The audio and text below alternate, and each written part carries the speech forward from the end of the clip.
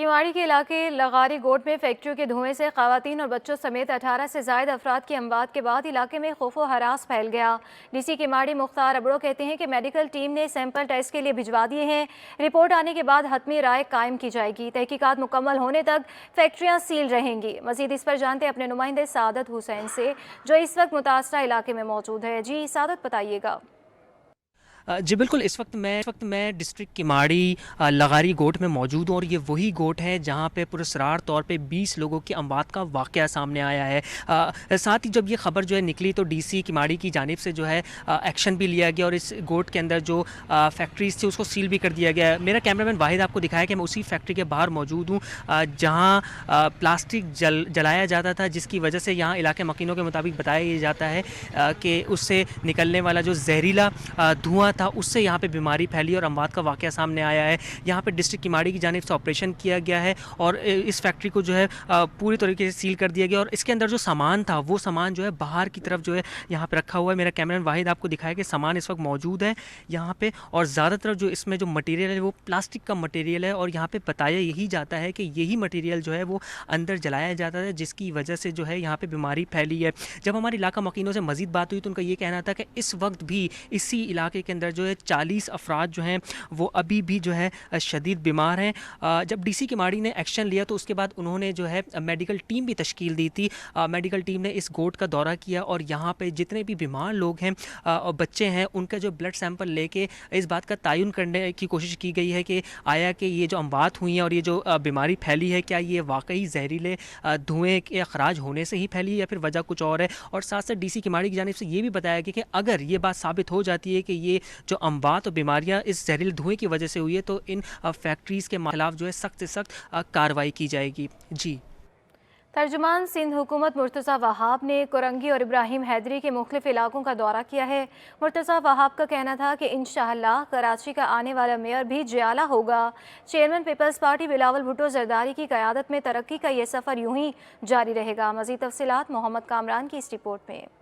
मुर्तज़ा वहाब ने कोरंगी और इब्राहिम हैदरी में जारी तरक्याती कामों का मुआयना किया और मंसूबों को बरवक्त मुकम्मल करने की हिदायत की। इस मौके पर उनका कहना था कि इन इलाकों को माजी में हमेशा नजरअंदाज किया गया। कराची का आने वाला मेयर भी जियाला होगा। चेयरमैन पीपल्स पार्टी कह चुके हैं कि बिलावल भुट्टो जरदारी साहब ने कि जियाला मेयर होगा, तो इंशाल्लाह आइंदा चंद हफ्तों में आप देखेंगे कि मेयर पाकिस्तान पीपल्स पार्टी को। और यहाँ पे आप देख लें कि हम अनअनाउंस्ड आए हैं, लोग किस बड़ी तादाद में मौजूद हैं।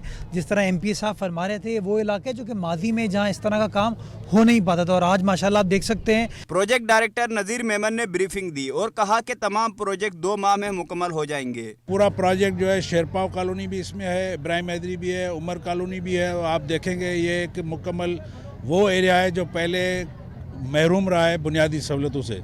तो हमने इस प्रोजेक्ट की तकरीबन लागत को 2.5 अरब रुपये है जिसमें हम ये सारा काम कर रहे हैं और इंशाल्लाह ये नेक्स्ट 2 मंथ्स में हम कंप्लीट कर लेंगे। इस मौके पर पीपल्स पार्टी के रुकन कौमी असम्बली आगा रफ़ीउल्लाह, रुकन सूबाई असम्बली महमूद आलम जामोट और दिगर पार्टी रहनुमा व कारकुनान भी उनके हमरा थे। आशिफ के हमरा मोहम्मद कामरान, सिटी 21।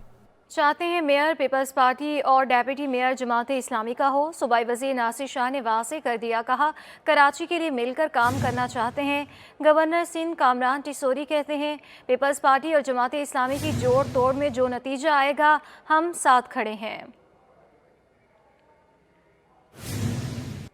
सूबाई वज़ीर सईद गनी पीपल्स पार्टी समेत किसी भी जमात के साथ ज़्यादती हुई तो उसका अज़ाला होना चाहिए। उनका मज़ीद कहना था कि जहां तनाज़ात हैं इलेक्शन कमीशन वहां भी नताइज रोक दे। उन्होंने इल्ज़ाम आयद किया कि इलेक्शन कमीशन जमात इस्लामी के दबाव में आ गया। ये रिपोर्ट देखिए।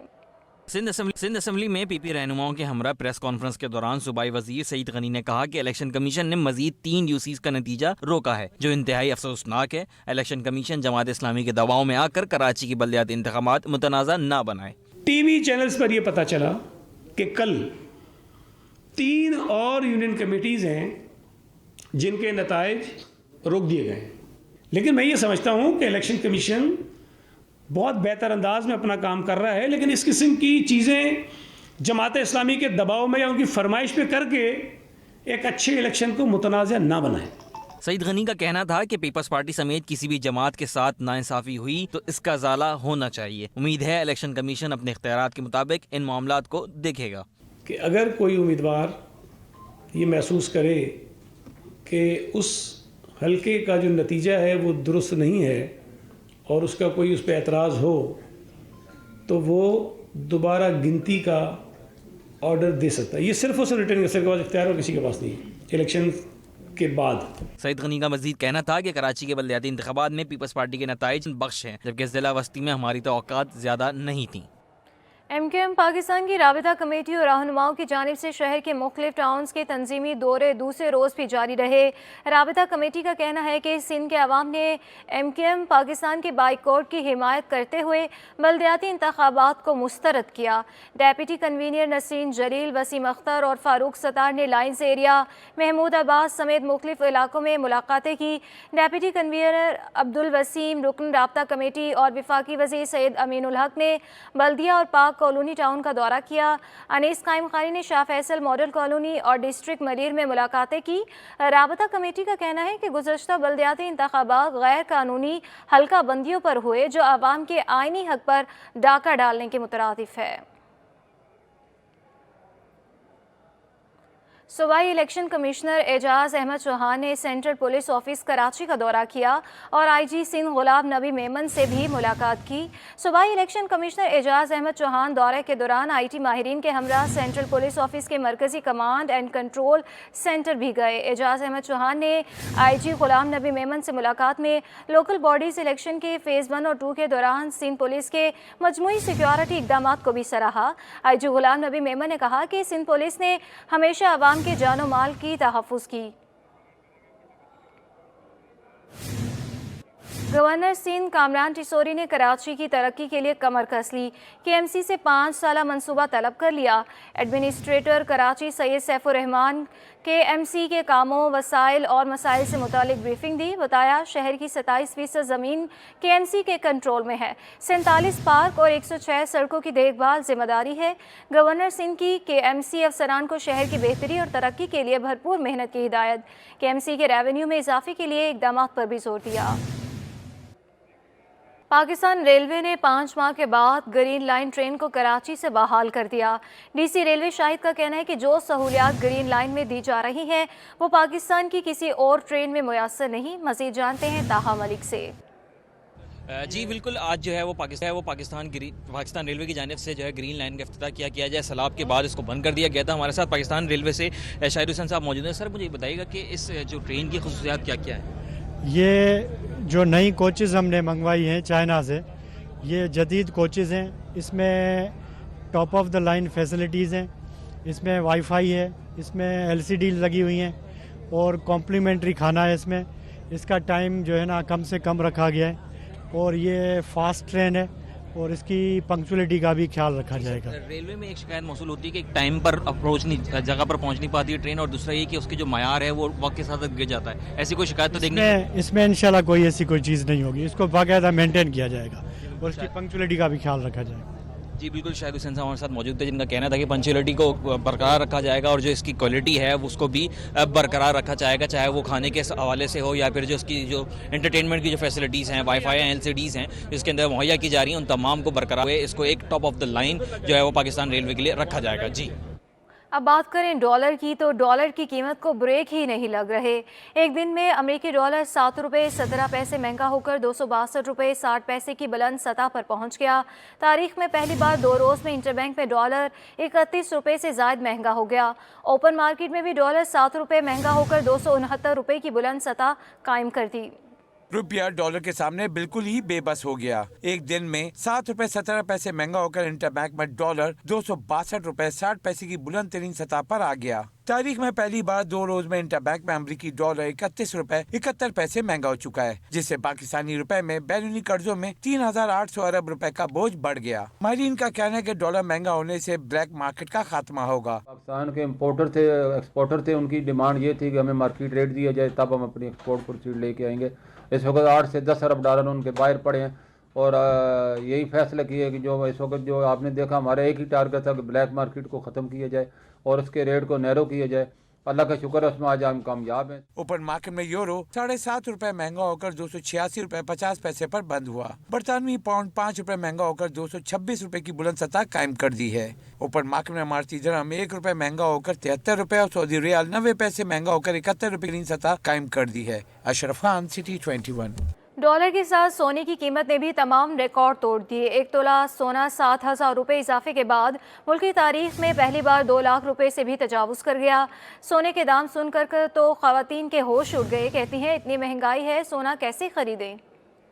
डॉलर के साथ साथ सोना भी आंखें दिखाने लगा। 1 तोला सोने ने डबल सेंचुरी क्रॉस कर ली। होलसेल सराफा बाजार एसोसिएशन के मुताबिक आलमी मार्केट में सोना $6 कमी से $1930 फी औंस का हो गया। ताहम मुकामी सराफा मार्केट में 1 तोला सोने की कीमत में 7,000 रुपए का इजाफा हो गया और 1 तोला सोने की कीमत पहली बार 2,02,500 रुपए की बुलंद तरीन सतह पर पहुँच गया। खवातीन सोने की कीमत सुनकर हैरान रह गयी। कहा अब तो ये ख्वाब बन गया है। हमारी पहुँच से दूर हो गया है, हम तो अब कुछ कर नहीं सकते। सोना तो नहीं पहन सकता बंदा, सिर्फ सेविंग के तौर पर जो रखे हुए हैं जिनके पास, ये वो तो अमीर से अमीर तर होते चले जा रहे हैं और जिनके पास नहीं है वो परचेज नहीं कर सकते। अब तो हम नहीं ले सकते सोना, क्योंकि हम अपने घर के ही पूरा कर लें बहुत। सराफा बाजार डीलर्स का कहना है कि 10 ग्राम सोना 6,000 रुपए महंगा होकर 1,73,610 रुपए की बुलंद तरीन सतह पर पहुंच गया है। सराफा बाजार के मुताबिक 1 तोला चांदी की कीमत रुपए इजाफे से 2200 रुपए की बुलंद तरीन सतह कायम कर दी है।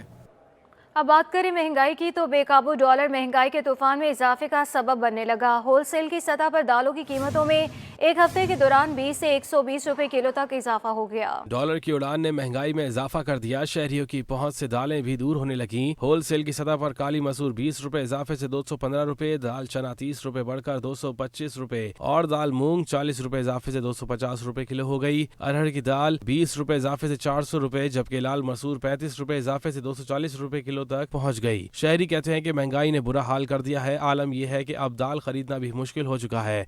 दालें भी छीन जाएंगी गरीब की, क्या जो दालें खा रहा है गोश्त नहीं खा सकता, दालें खा रहा है। अब दालें महंगी फिर क्या खाएगा आदमी, बताएं। ताजिरों का कहना है कि डॉलर की कदर में मुसलसल इजाफे से दालें महंगी हुई हैं। डैमरेज चार्जेस भी दालों की कीमतों पर असरअंदाज हुए हैं।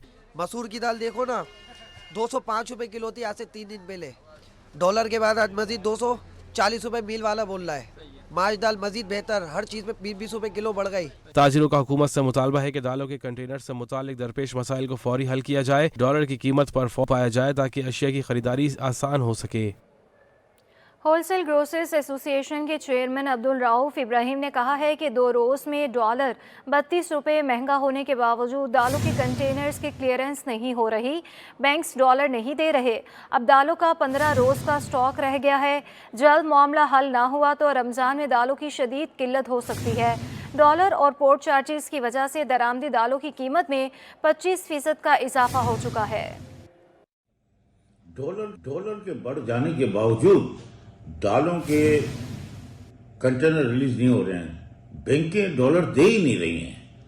हम कहते हैं कि 265 का डॉलर है तो आप 70 ले लें, लेकिन नहीं मिल रहा है।